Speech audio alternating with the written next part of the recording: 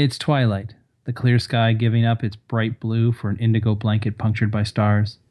The desert day's heat still clings to you as you walk down that wide boulevard. Large, young, ancient buildings loom over you with their own stars of spotlights and laser displays, hinting at the wonders within. You don't remember how you got here exactly or what to do next, but you know that people hit it big here, or at least have a story saying as much. You choose a casino at random. It seemed appropriate. You walk across the lobby marble, trying to ignore the ship of fools around you, with its mix of excitement and desperation. You wonder what they see when they look at you, but you push that thought away quickly. You are here with purpose. She's in here somewhere.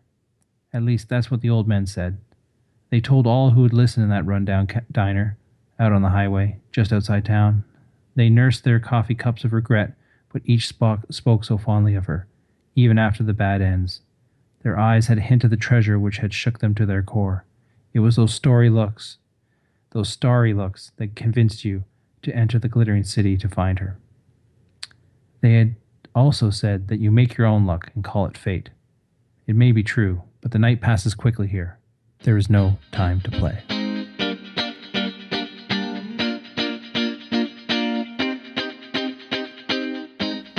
Welcome, everyone, to the No Time to Play podcast, where we talk about board games, video games, card games, and all matter of fun we don't have time for. I am one of your hosts, Scott, and I am joined by Matt. Hello. Shane. Good evening. Tony. Hello there. And the Len is missing right now, possibly in that cage that he is not allowed out of. Good day to you all. Hello. You're right, this is backwards.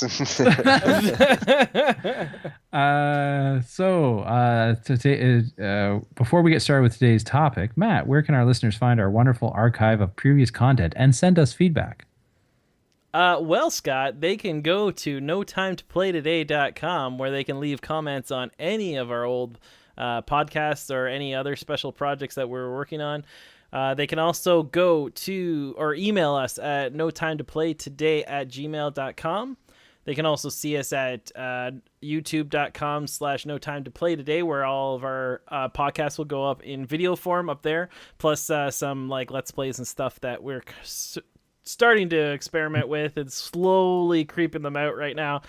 You can listen to us on iTunes if you just search for No Time to Play Today, and then you can leave us an iTunes review, which makes us cooler to iTunes, and then they put us up higher and stuff. But yeah, right. And that's it, I think. All right, did I miss anything? I think that's everything. Excellent. All right.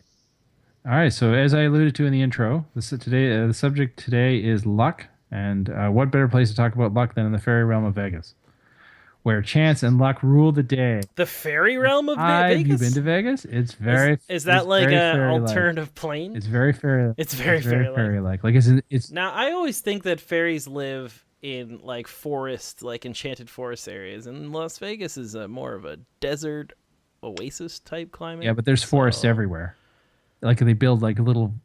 There's greenery everywhere and fountains. It's like an artificial. The fairies are installed. It's definitely artificial. Oh yeah, it is. It is very much. It's kind of surreal. I would argue is probably the best way to describe it. It's just very, very surreal. So Vegas fairies. Yeah.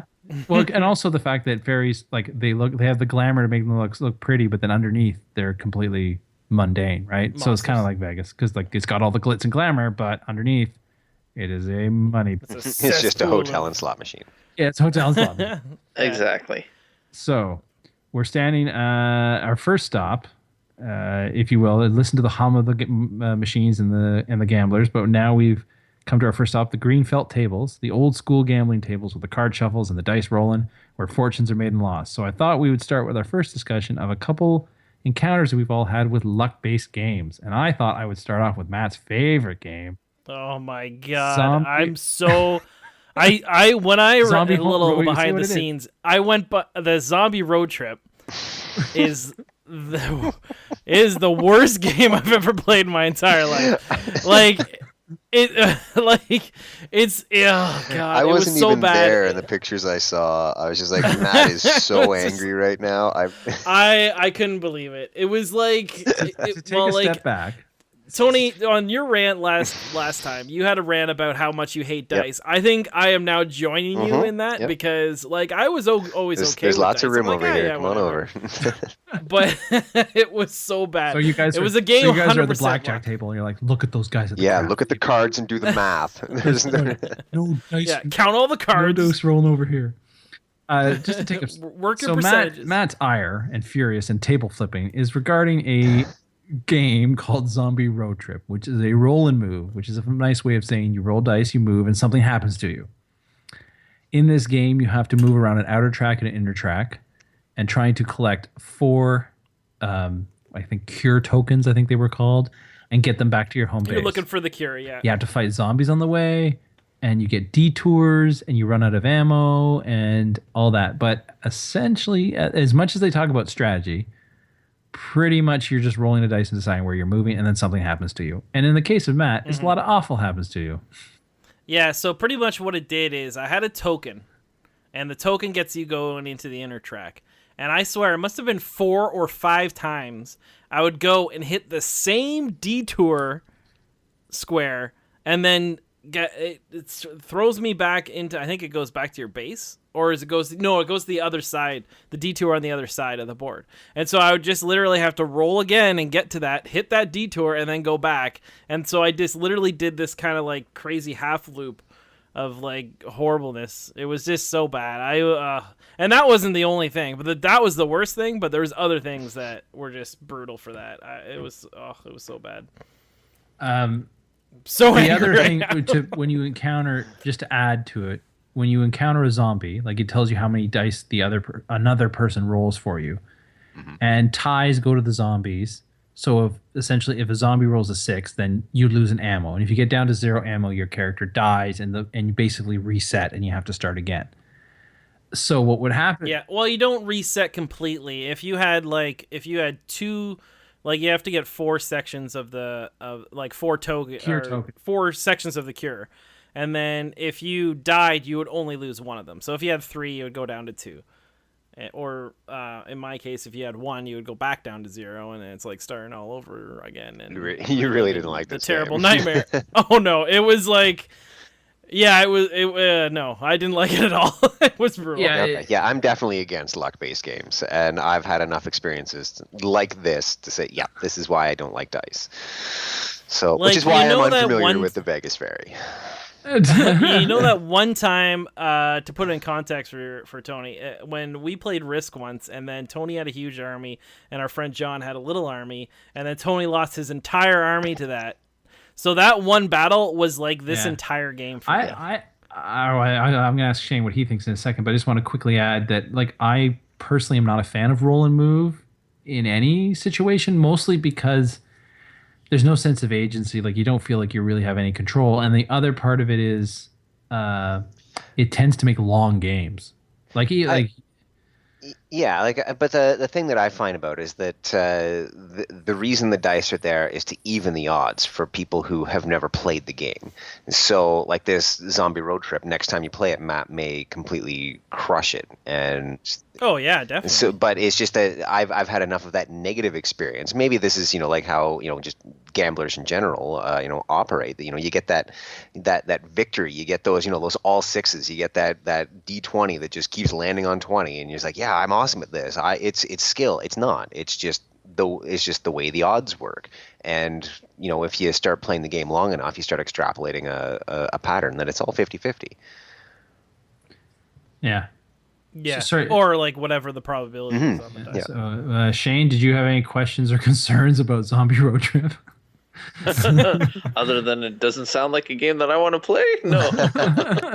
Here's my 3-word review. Don't get it. Yeah, if I were to argue for an alternative roll and move game, I would argue for Formula D, which is a racing game where you race around a track, but you can gear up and gear down, and so that you start off with like a D4, and then once you gear up, you get a D6, and then you gear up. Now, before you go on too far, Scott, Lenny, what did you think of the Zombie Road Trip game? It was very funny. As with all games, any game that I hold on, I gotta get closer to the mic. I've not prepared myself. Oh God.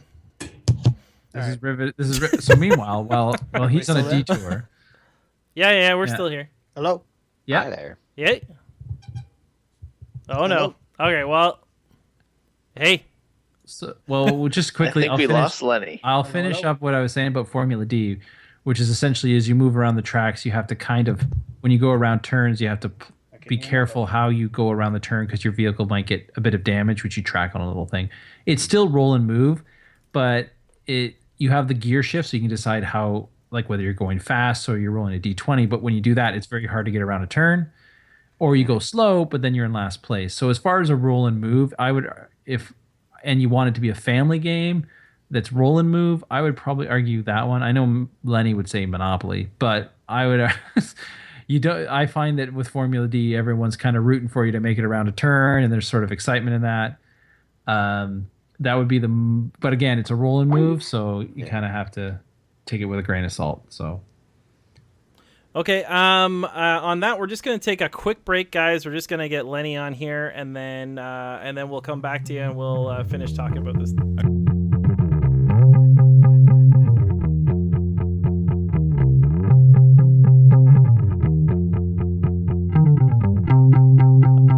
All right, guys, we're back, and we have Lenny with us. Sorry for that, although you guys didn't see anything. Well, they never see anything. Through the magic of It's editing. here. They do see it if they go to YouTube. Oh, right. Sorry. Yeah, I'll be using that garbage truck artwork for this part. I'll tell you that much. Okay. So I believe Lenny was talking about how he thought Zombie Road Trip was hilarious. Yeah, it was very funny because Matt had some terrible luck, and I reaped the rewards of a very bad roll, or many bad rolls, as it. So, are you okay with luck-based games if you're winning, but not if you're losing? I think I'm okay with them either way because they're generally like, even if you're doing poorly, as you witnessed, it's still funny. It's most funny to other people. Not for you, for someone else. One of That's a the good- biggest beefs that I have with it is not so much if you're playing like a tabletop or you're playing against other people or playing with a group of people. It's when you're playing like games like what am I thinking? Like Armello, for example. It's a good game, but sometimes if you're just playing against the computer, it's really annoying that the computer will just always get better odds, for example, or it'll seem that way anyway, that it'll just the chances always seem higher that you're going to get beaten just because of the AI element of it. Sorry, that reminds me. Well, maybe we'll put this in the show notes if I can find it. There was a discussion between developers on a podcast where they talked about how that it didn't matter how balanced the dice were in the video game, like anything that showed dice being rolled or a card being flipped, even though it was completely random, it was completely within the accuracy of what it would be in the real world. The fact that the dice aren't physically in front of you, the fact that the computer just generates it, humans are never convinced that it's not rigged. You don't think so? No. Apparently the designers work well, not all the ones in the podcast I was listening to, they were trying really hard to balance them and make them accurate. He says, but they find that it doesn't matter. Humans still will, because they can't see the dice roll, I guess. I don't know. Yeah. That makes sense. Yeah, the fact that it's like the unknown, right? So it's like if it's not going in their favor and it's unknown. Well, yeah, and like say for example, like you'll have a situation is like I've been playing a lot of XCOM lately, right? So and I've got this one particular sniper that his shot percentage is ridiculously low. When I say ridiculously low, like 60%. So that means that guy has to take 100 shots to get 60 of them. And like sometimes it just seems like that the odds are eventually great, like 87 or 90, and I'm still missing these shots. Or Wait, no, like wouldn't it be that every shot he has a 60% chance of hitting? So it is hitting. conceivable that he would miss 100 shots. Yes. True. Yeah. Or like, when you're playing Civ, and you've got that one little spearman that has completely destroyed an entire convoy of tanks and bombers and all this stuff just because of the random elements of it. Now, if I was running, if I made Civ, I'd have an achievement. I would That's have in an more of the- achievement unlock saying action hero. Would be because that's what he is. He's an action hero. Yeah, but if you did that, then people will call that out and saying that it would be a terrible achievement because like it's something that's luck based. The good achievements are something that happens through like skill. Like people want it through skill. They don't want a random luck achievement as much. Well, I would argue. Especially if it's really hard to Oh, get. is that the problem? With... Like for the example, that spearman thing, especially in the later Civ games, would be very hard to happen now than it would Yeah, that's be very compared true. to the Yeah, older like, ones. So like having an achievement like that, people would feel cheated because it's like, oh, I want all the achievements, but I can't get this achievement because it's. What if you make quirk? And what rare. if you make quirks then? So you get achievement and quirks in games. So you get achievements for stuff that you've done, but then quirks as in stuff that happened to your game. So if Tony was playing that, he'd have achievements from he's a super general, or defeated an army without losing anybody. He gets those achievements. But then if that spearman has that super action hero move, then you get a quirk of I had an action hero spearman, so that it sort of shows interesting things that have happened in your game.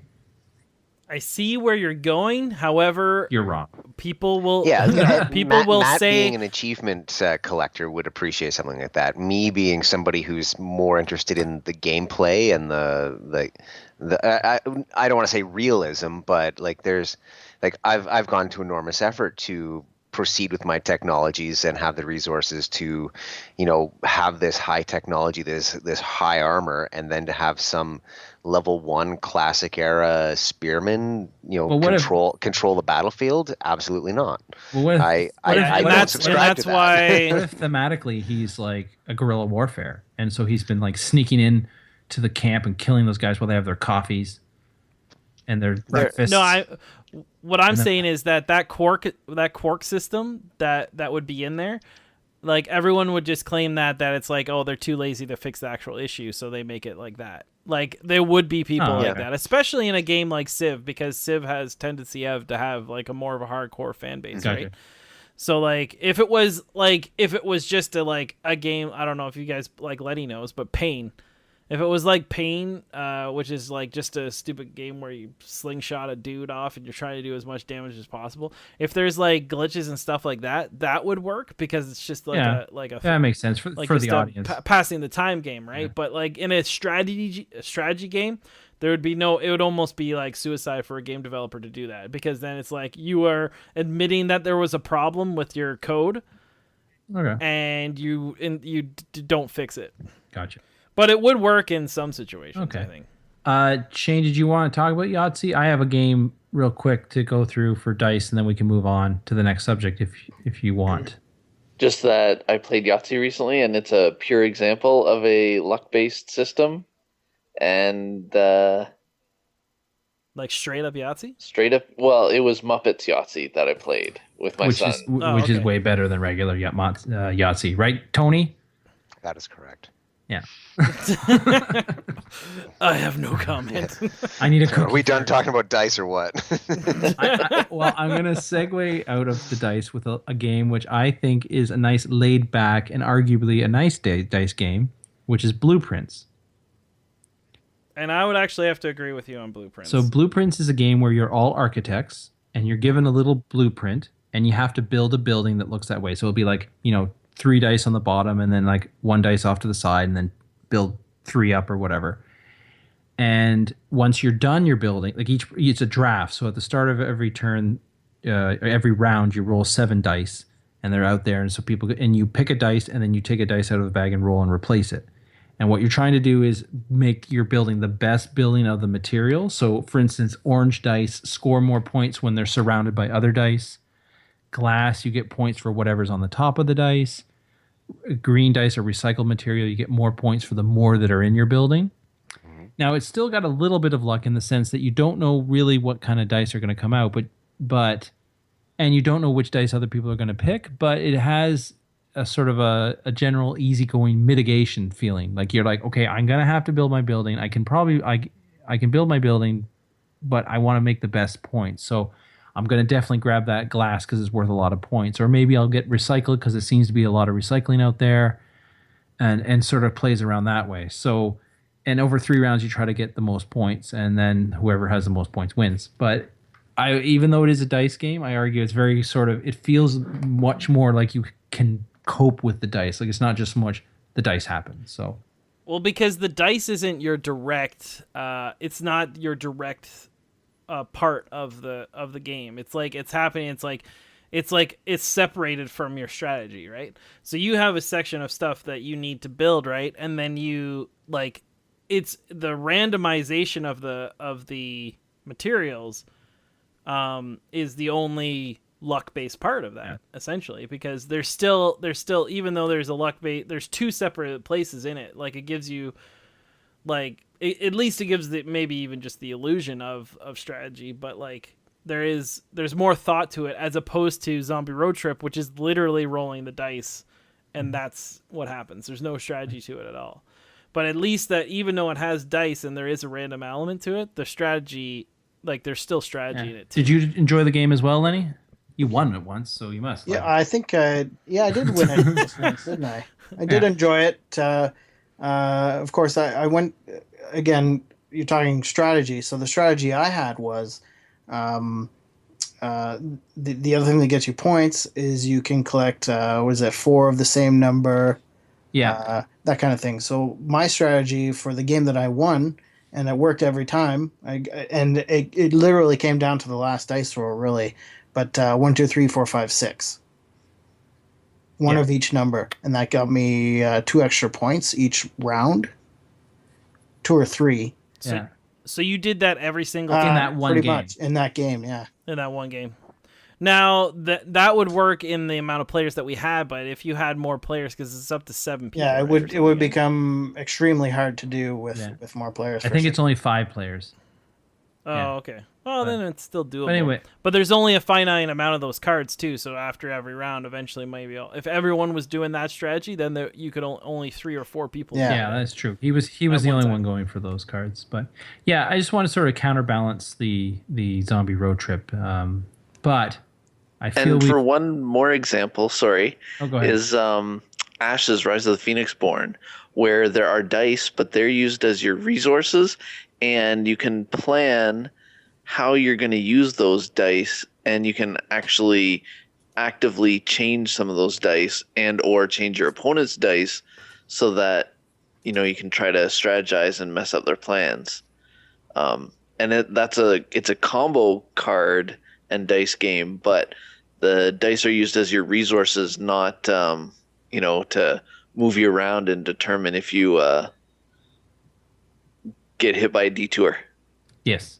So I think the lesson is that dice are okay in randomizing the resources, but not okay for movement of your character. Yeah. Well, except I like how they do movement in Runebound, where you roll dice, and depending on which dice will depend on where you can move on the board, but you have freedom to move anywhere. It's not like along a prescribed path.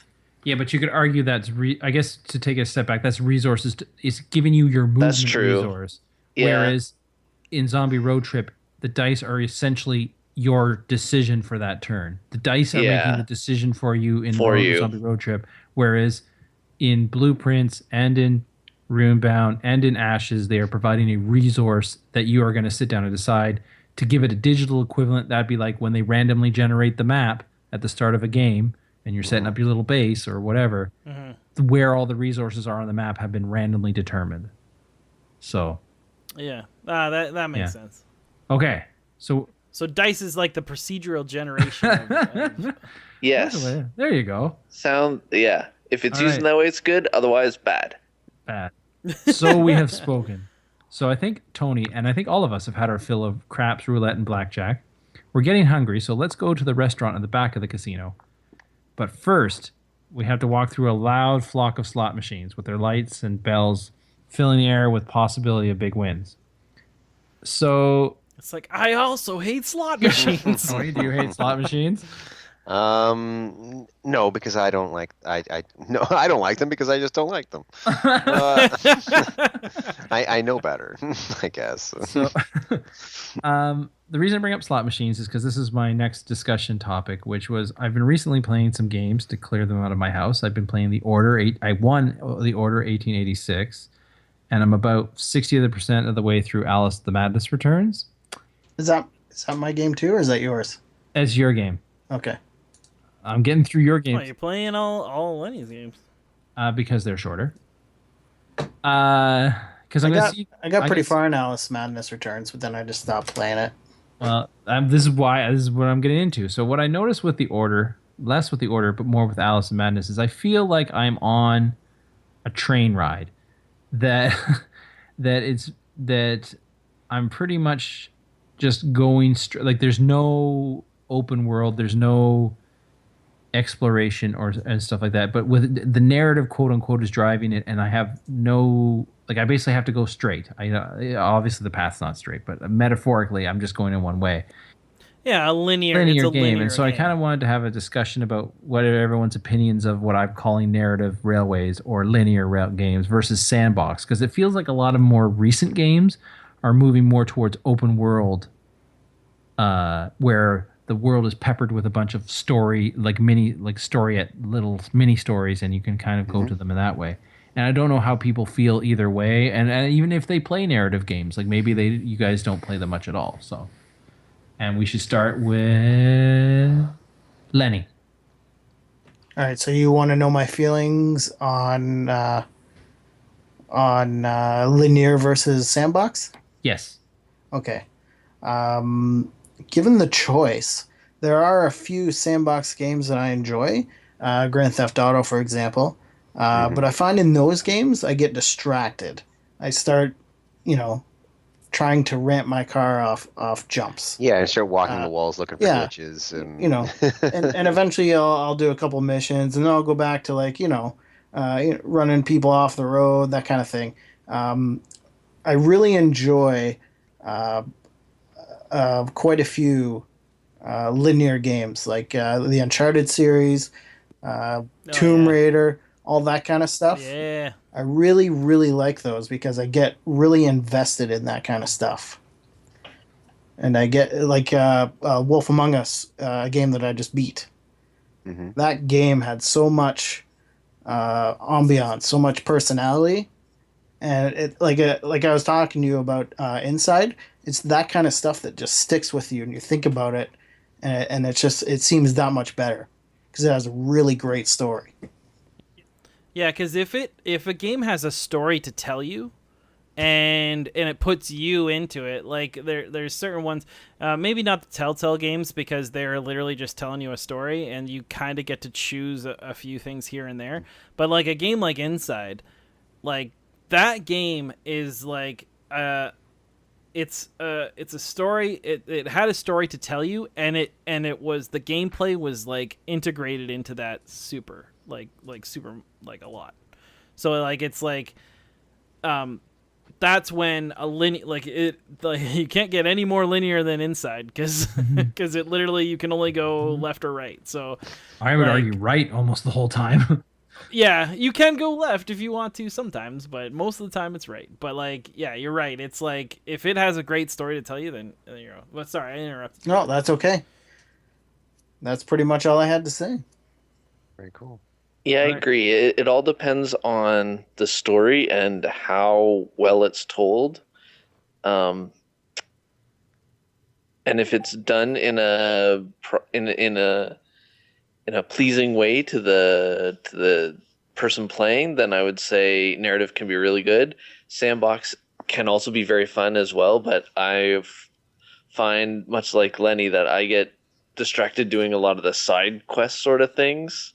And I find that more sandbox games are not really that good. There's a very few of them that are good enough to play from beginning to end, and then other ones, forget about it. Yeah, Well, I would disagree. Like like now I would disagree. I would say that you're right up until maybe about a year ago, but now it seems like all the open world games that are coming out, like there's so many good. Yeah, I'm ones talking now. like PS3, Eric. Yeah, the PS3. Yeah, you're right Yeah. about that. Like To- it was like finding its legs. I guess question. There's more. One for Tony would be: do you consider your Civilization and Galactic games linear, or would you say that they are open world? And then my other question is: do you feel, for everyone in the group, do you feel that narrative is hampered by repetitive action? Because that's what I'm finding with Alice in Madness, is that the story is interesting, but that I get bogged down with repetitive platforming. Yeah, I find that sometimes when you're playing like those, large scale strategy games, that there really isn't so much an overlying story. The point of the story is to have as much of your color on the board when the game ends, and then your points are tallied up, or your conquests are tallied, and that's how you decide your victor. But I guess as far as like having an actual story in one of those big games, I think it would get lost in the fact that I have to spend like 125 turns clicking and turn before something exciting or some kind of plot twist would come in. And I just don't think that kind of game would mesh with having a big story or an overlying story, other than take over the galaxy or destroy your enemies or something like that. Yeah, like StarCraft tried to do it, but like even the StarCraft story, like I play it just to get like it because it unlocks stuff for the other things, but like it's not something like the story's okay, and like Blizzard is the best for that kind of stuff, right? But like even by that standards, it's super hard to put a story into. But like even you take a look at a game like Mass Effect, where you've got that grand overlying story, but you've also got a whole bunch of little stuff that you've got to do along the way that will not necessarily make it easier for you to win the game, but it certainly does give you something to do, and gives you that sense of accomplishment, or building up, or earning your way to the end of the game.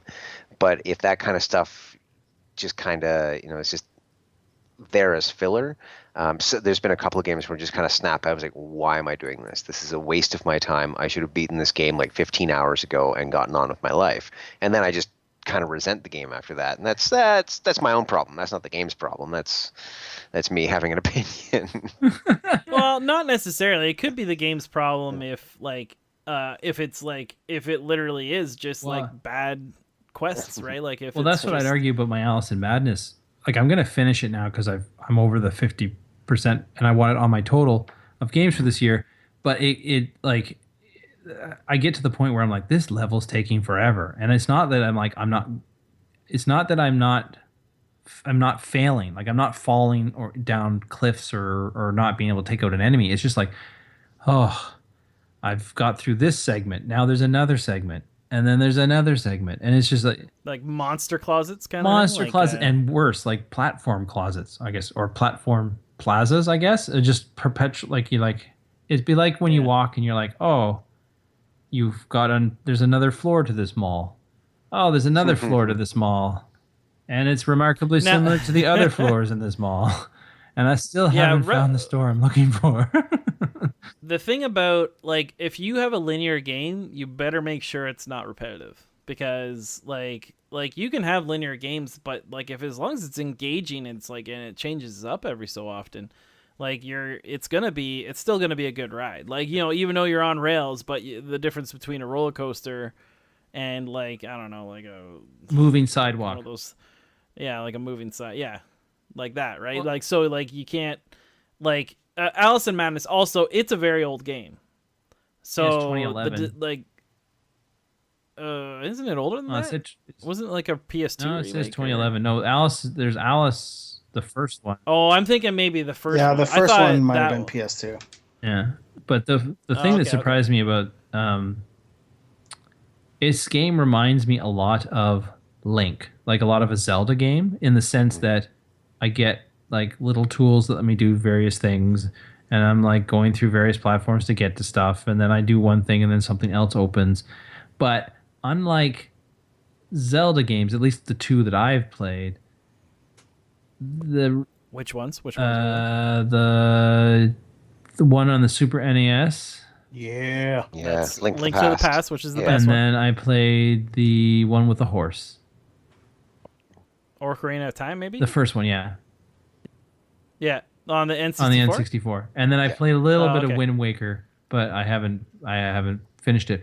But it has a similar thing to like Alice. It has a similar thing where like like you have to go through a whole bunch. Like Zelda and them have similar in the sense that you have very specific tools that do a very specific job, and it Yeah. kind of the game tells you what it's for.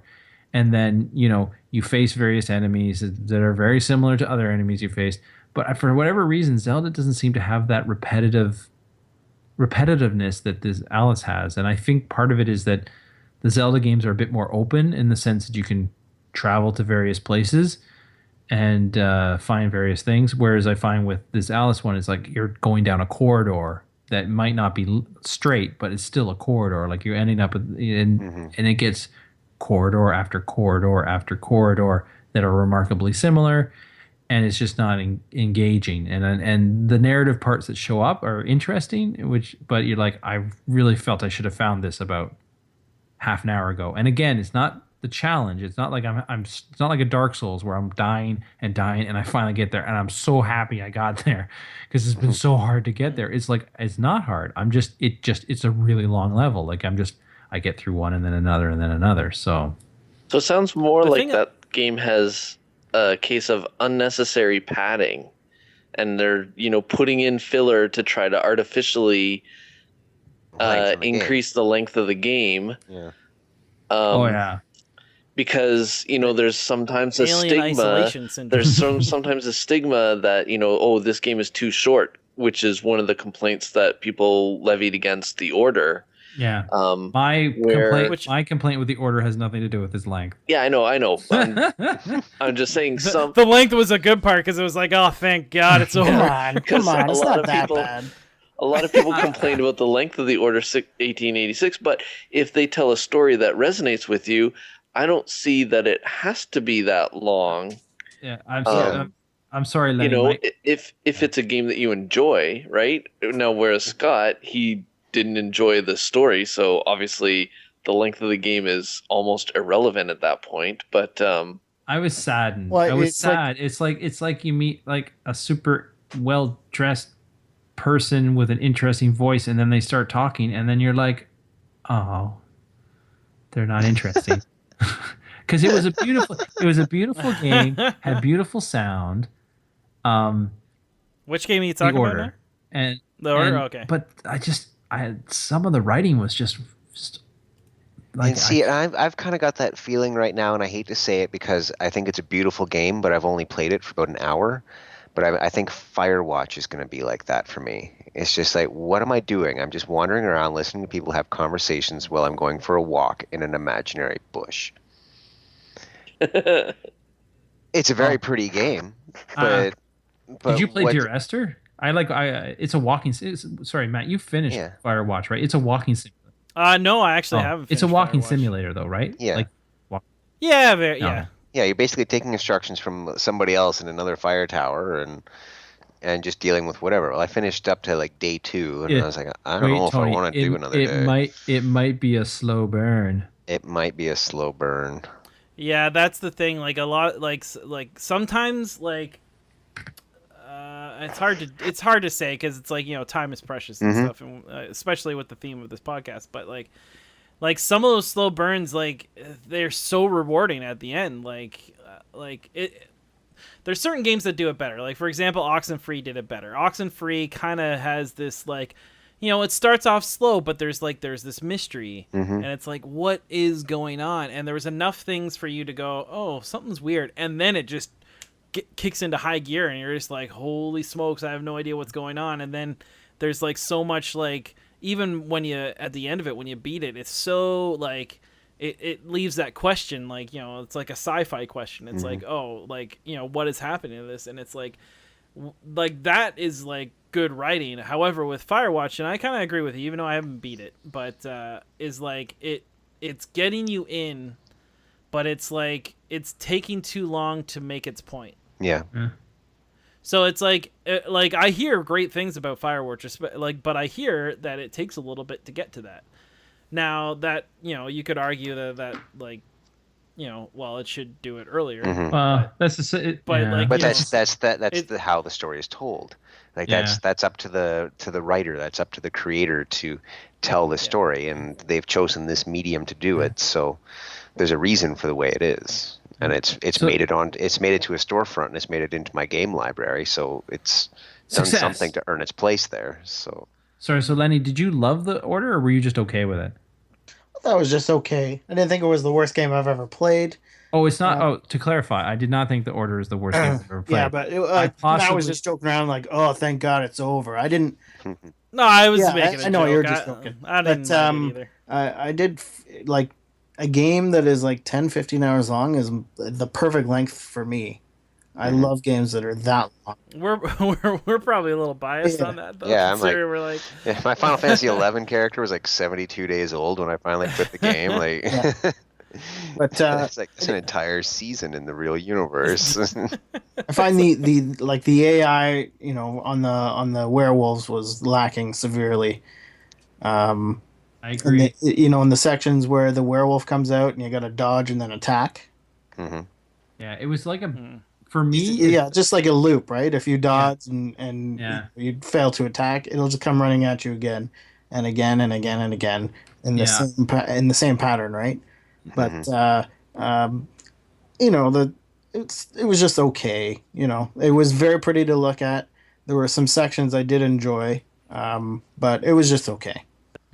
That would be a good game. It probably got delayed, but that would have been a good launch PS4 game, because those games get free passes, because it's like there's not much there's not much, like you can only get like a handful of games when you get the PS4, right? Because there's only like 20 to 25 games, even though that is a lot, but there's so many different types, right?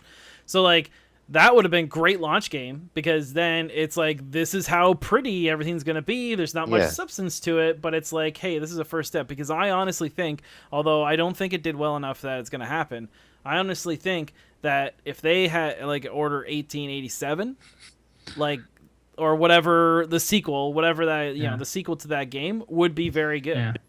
Because like it's like, okay, we've learned from that, and we have that engine, so we can just and they'll make another game, and it does end on a and they'll take that criticism and they'll adjust, and they'll make it better.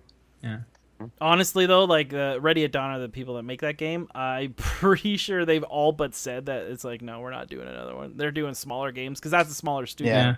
So it's like they're like, nope, that game broke us. We're doing doing little games back now. To just about the 4X games that Tony plays.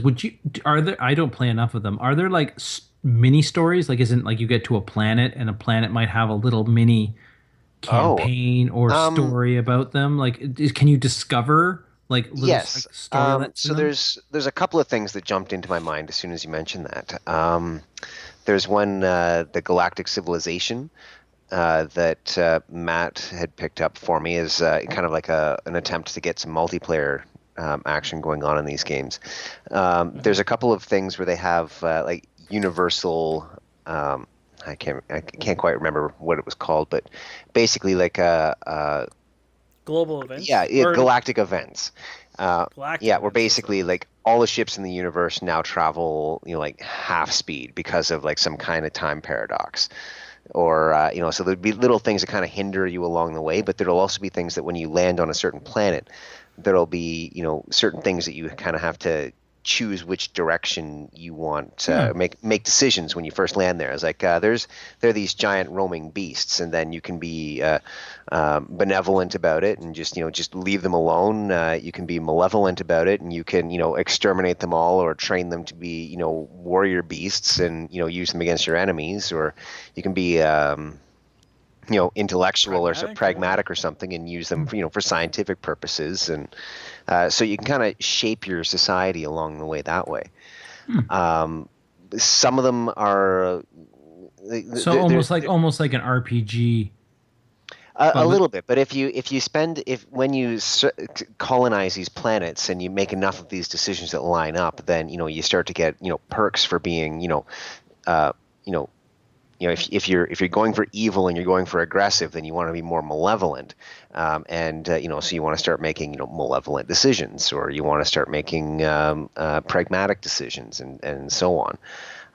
So it really depends on what your strengths are, what your weaknesses are, what your strategy is. You kind of make these little decisions along the way to help further you in that direction. And those decisions also change the way other races.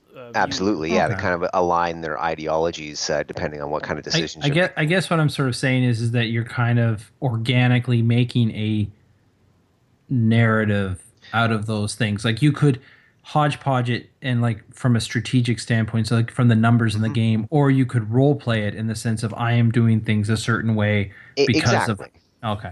Yeah, and there's been a couple of times where I land on this sweet planet and then it gives me these decisions. I'm like, well, I don't like the pragmatic choice that it's giving me, because I usually try and lean on science and intellect and diplomacy and all that. So I'm usually not trying to shove a religion or an ideology down another civilization's throat, or I'm not trying to blow them out of the sky. But you'll do it in a subtle, passive-aggressive way. Exactly. Yeah, that's usually the direction I'm going. But sometimes you're just like, wow, I'm going to pick the malevolent decision here because it's the one that either fits my strategy, or it's the one that's fitting the ideals that I'm trying to pursue with this playthrough, I guess. So yeah, sometimes it does change the way you make your decisions. Another game that kind of allows for kind of like side quests and whatnot. Endless Legend. Now it's kind of like a high fantasy hexagonal turn-based strategy kind of thing, and it's got different kind of subquests and stories and stuff like that. That as you meet these milestones and whatnot, you'll get a small reward and another side quest will come along. I haven't really found I haven't had an opportunity to play a long game of Endless Legends, but I can see that those quests would be very rewarding to your endeavor along the way. Okay. All right. But yeah, I just got that game on the Steam sale. I'm glad you did, because John did too. So now we can multiplayer that. You can legend. We can. Endless Legend. The legend will not end. Yeah. Yeah. Just to wrap up this topic, Shane, you play a lot of games on the Vita. Yes. How do you find like narrative / sandboxes on that marvelous machine that no one owns? I own one. I also own one. Oh, there you go. Yeah, so you see, I'm not the only one who owns it. So there's more people in this podcast. Yeah. Well, there you go. I would say more of the games I play are more narrative driven. They're not quite as open-ended, although there are some that are available. Are they linear though? Well, so one game that I've been playing on and off recently is an RPG called Legend of Heroes: The Trails of Cold Steel, and it is linear to a certain extent, except you're given you start off, you're in a small town that hosts a military school, and you're going to the military school, but you can go around and talk to anyone you want in the town in any order, and explore the town as you want. And then, eventually you have to go to a certain point and do something that triggers, sort of a story event to move the story forward. Okay. But, Plot yeah, barriers. put a pin in that for a second, because I'm looking at his game right now that I need to talk about that. But carry on. So, like there is a sort of linear story to it, but, within that you can, if you want, you can just bypass all of the people in the town and go straight to the next story point. Or you can talk to a few people, or you can talk to everyone multiple times. And so in that way, it's slightly open, but it's not fully sandbox, I wouldn't call it. Because, it's not like you can ignore the main narrative forever if you want. But it's more open in that, compared to, say, another game that I just finished, which was Final Fantasy 13, which is famously called the Corridor Traversal Simulator. Where... Hey, man, after like 25 hours of gameplay, it really opens up. I feel Alice. It must be fighting this Alice the Maddest Returns for that trophy, man. Well, I guess maybe that trophy comes out once a year. Except with The thing Final about- Fantasy 13, I didn't feel like it was, oh, I have to go down, or there's another level to this part. It actually, I felt, was fairly well paced in terms of, you move along and then you hit the next sort of story point, and then you move along again, you hit another story point. So I quite enjoyed it, because I also really enjoyed the combat and how they did the combat in that game. But yeah, obviously it was a very divisive game in that a lot of people did not like it. Maybe it wasn't what they expected, or they just didn't like the linearity of it. But I didn't have a problem with that at all. Yeah, hold on. I'm gonna rein in myself a little bit because I could talk about Final Fantasy. We don't have time. I know the thing that's weird about Final Fantasy 13 is that it got a bad rap. However, it was the same. Like if you take 13 and you take 10 had the same kind of like progression, More or less, yeah. Like you would go down, you would do battles, and then the story would progress. And then 13 you got, and 10 is like a lot of people love 10. Like it's a lot of people's favorite game. It was like a lot of it was a lot of people's first Final Fantasy as well, and it's great. But then 13 for some reason gets this flack for doing the same thing. However, 13's battle system is way like different and kind of out there, and like not the typical same type of battle system. And it's very cool to change up the types of jobs that people had. It was very different than all the other ones. Well, right? So it had a cool battle system, and it had a pretty good story too, although the story gets a little convoluted because it expects you to know the world already. That's my only issue. Well, with that. and with that, you just have to spend a bit of time reading the data log, and I read that and I had no problem at all with the story. There's no time to read. There's no time to read. I know. Yeah. Oh, yes. I know. That. Okay, sorry. I'm gonna stop talking about Final Fantasy because So Tony, what was the pinpoint that you were going to pinpoint? Divinity: Original Sin. Oh man. Okay. All right. So this is a very pretty game. Looks good. I like the combat, although it's very hard, very frustrating, and Dark Soul frustrating. Yeah. He hasn't played Dark Souls, but I've played both. Yeah. And but it was the main story thing, and I looked it up and everything, and if my jaw could have hit the floor, it would have, because Final Fantasy 11 has made me a better gamer because of the difficulty of or the lack of information given in the game. But let me explain the situation. The idea in the game is that you're two investigators from like some magical order that's being sent to this little town to investigate a murder. So as you're going through and talking to people in town, getting information about this murder, Matt and I were trying to play it together, and we just the information we were looking for wasn't materializing. So I went and I wikied it, and I took a look at it. And in the main storyline, in this write-up of how to beat this quest, you talk to Joe Blow McCracken, whatever, he says his piece, and then Joe Blow McCracken. The quest ends here for now, and it's not until far later, in your randomly walking around clicking on every person in the village, does somebody mention XYZ, and then all of a sudden the main quest line is back online and going. And I'm like, so I can sit down and want to play this game. Like, I'm going to play this game from start to finish, and I want to do just the main story. You cannot just sit down and play the main story. You have to talk to every NPC in town so that you can randomly discover the piece of information you require. And that ended the game for me. I could see that ending the game. Yeah, because it's sort of well, that being said, promise, right? Like it's are you a detective game? Yeah, and then you're not a detective game. It's sort of a bait and switch. And exactly. I feel that, yes, because like the combat and everything. Like I went into it expecting it to be like a adventure, like a turn-based combat thing, like Dragon Age, along those lines. But then I was like, okay, so you've got this, this authority along with it that you're supposed to be investigating stuff. But the clues weren't there. The information wasn't in the game. I had to go out of the game to get this information, which absolutely enraged me when I realized that it was just, oh yeah, that's all the information we're going to give you at this time. And it's not until you talk to some random goat farmer at the market that you discover that, there's something else that you should be talking to. But I never would have spoken to that person. I wouldn't have thought twice about it. You know what would have been funny though is the language of the game might have made it okay if, for instance, you could investigate scenes and you click on stuff and it would tell you, like, the interface I think could have compensated. Like if you found out, okay, if I go to different buildings or if I go to the scene of the crime and I click on stuff, then I get a whole bunch of information. It'll unlock, like Witcher. Yeah, like you go in, you do some investigations, you go talk to people, but if during that conversation with them that you cross them or you piss them off, or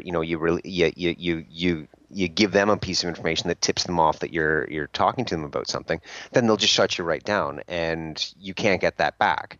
Like it's not like you go to the inn, sleep it off, and then go back and talk to him again tomorrow. No, once you've talked to that guy and he doesn't want to talk to you anymore, he's done talking to you. So you can't get that quest furthered. You can't get that little piece of information to push you further. It really just ends the quest. You can't get anything.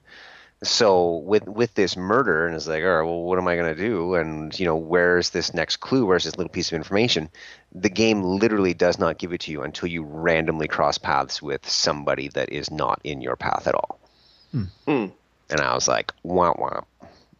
Because that game was pretty, and it had, all the hallmarks of something that I would really enjoy.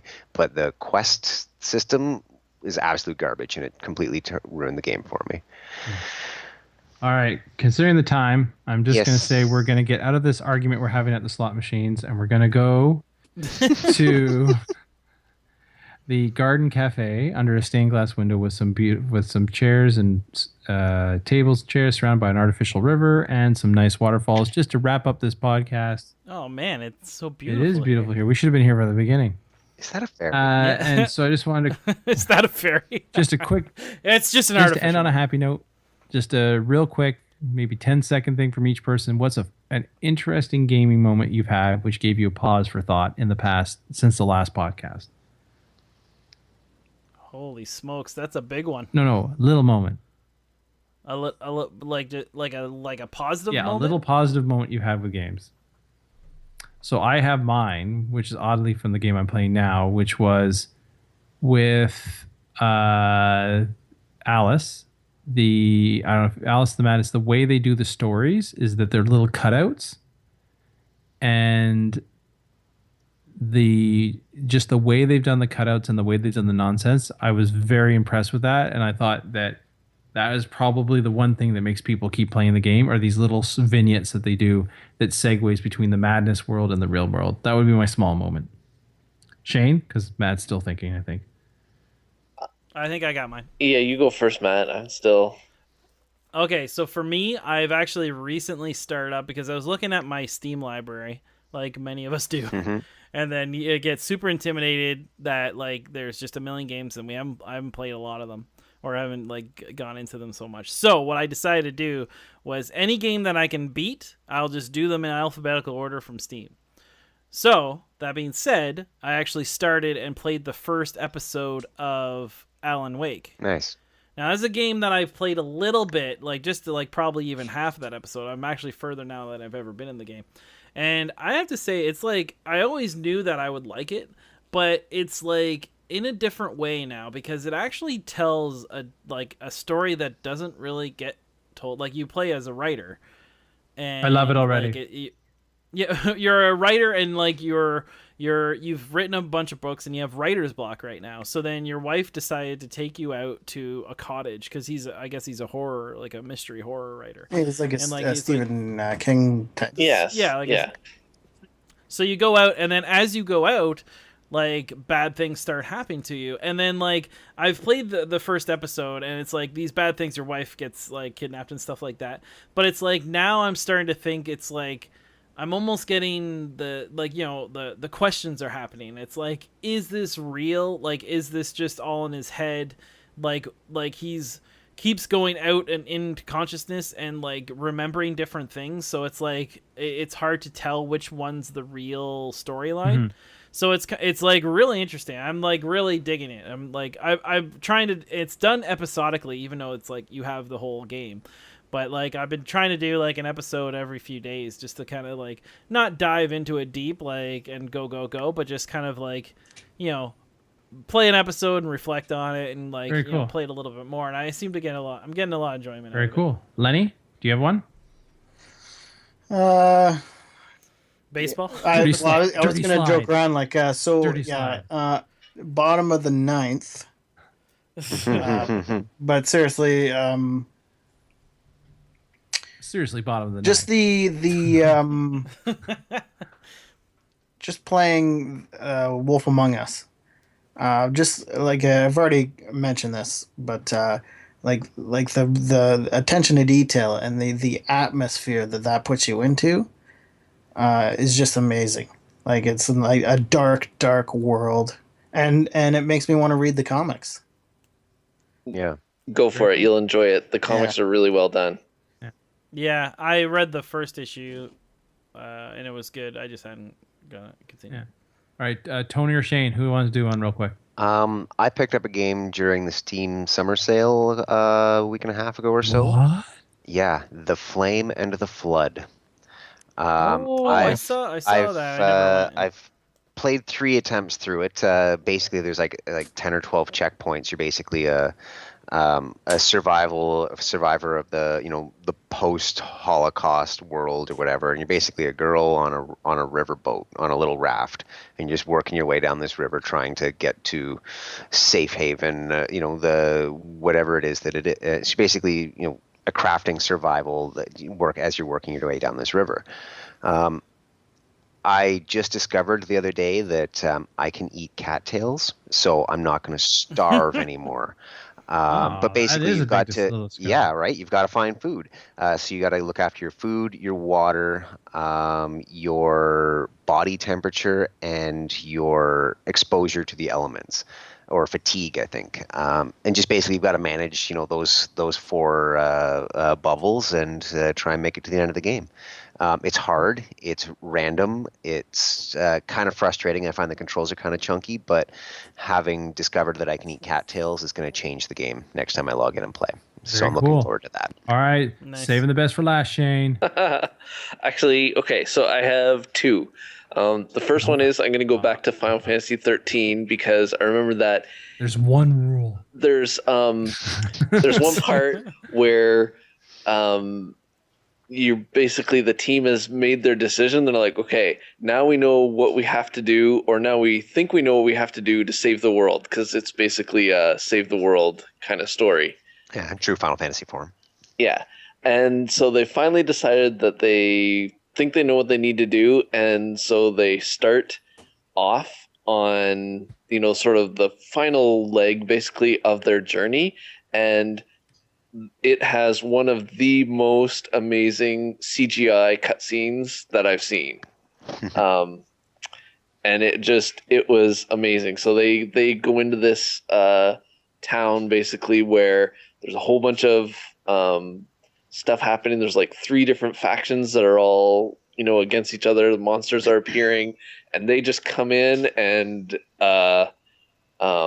it's just really amazingly well done, and it was a lot of fun to watch. And it really got me pumped to, sort of, go on and finish, or like, get excited to take that next step in the game. Is, yes, we finally, we've been through some hardships. We decided what we're going to do.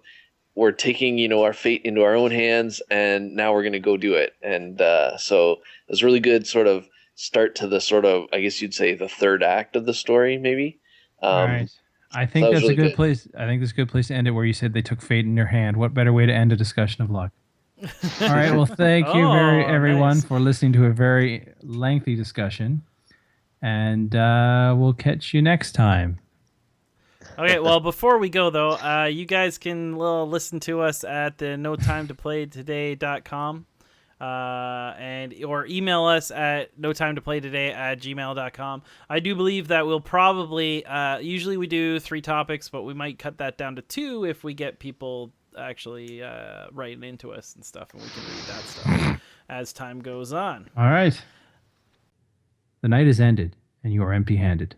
Saddened, you walk out of the casino.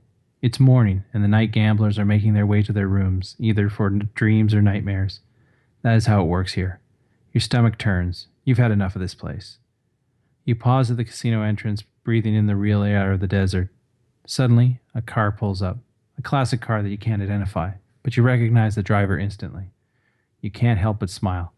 She hasn't been in the city this whole time. Hop in, she smiles, a dangerous smile.